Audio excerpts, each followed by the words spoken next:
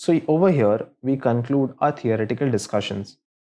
We have discussed 4 modules based on pure theory. In the first module, we discussed about what is IoT, how is it so ubiquitous, what are the different components of IoT, what are the advantages, disadvantages of IoT, and discussed all sorts of things which we need in order to get started with IoT. Then we came to second module where we talked about the basic hardware in IoT. What are the different microcontrollers? What are the primary candidates of microcontrollers in an IoT system? How do we use the microcontrollers? What are the different kinds of pins on it? What are the GPIO pins? What are the digital pins, analog pins? All those kind of things we discussed. Then we also discussed what are sensors? What are the different types of sensors? We talked at length about the different kinds of sensors and the application they have in this world and how we can use them in an IoT system. Then we continued our discussion to module number 3, where we talked about the software aspects. We know that software is unavoidable, and IoT has a good chunk of domain dedicated to software.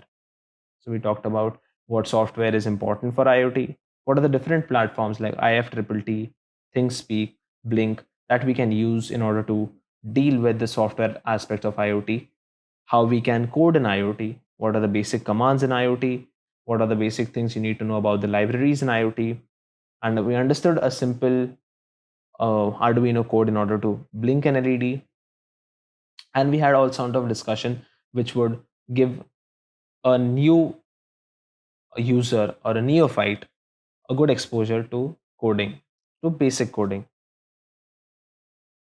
Finally, we came on to the interfacing aspect of the hardware with the software. Whatever over here, we discussed how exactly is the communication between the non-living things happening, how exactly is the data being sent, the data being received, the communication link being set up, and what all sorts of things are happening at the back end that we can't exactly see, but we do rely on them. So we understood all those aspects, which brought us to the conclusion part. So till now, I guess we have laid down a very strong, I don't guess, I'm sure that we laid down a very strong foundation, strong theoretical foundation to get on with the practical stuff. Now, this much theory is more than enough for any neophyte or any beginner to get started with IoT.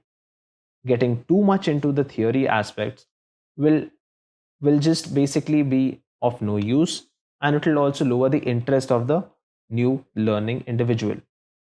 This much theory is essential, this much theory is enough. Now we can directly move on to the project modules over where we'll basically be doing practical stuff. We'll be working on the projects. You'll have to work on actual projects. You'll have to build your own circuits. There are 4 very good projects which are lined up along with the demonstrations and their lab manuals and technical quizzes. So from this point onward, it gets really practical and really technical, and basically where you have to apply your skills. Now, once again, I would like to point out the very fact that I already pointed out in module while starting module number 4. Before going to the 5th module, we strongly recommend you to go through the Tinkercad introductory projects which are given in the PDF. The very reason for them not being demonstrated is for you to get the fear off your chest in order to get started. Those are very simple introductory projects with every step mentioned in the PDF along with the code. So we highly recommend you to go through them, tinker, and simulate them before moving on to the 5th module. So that's about it for the theory part, and all the best for the upcoming modules.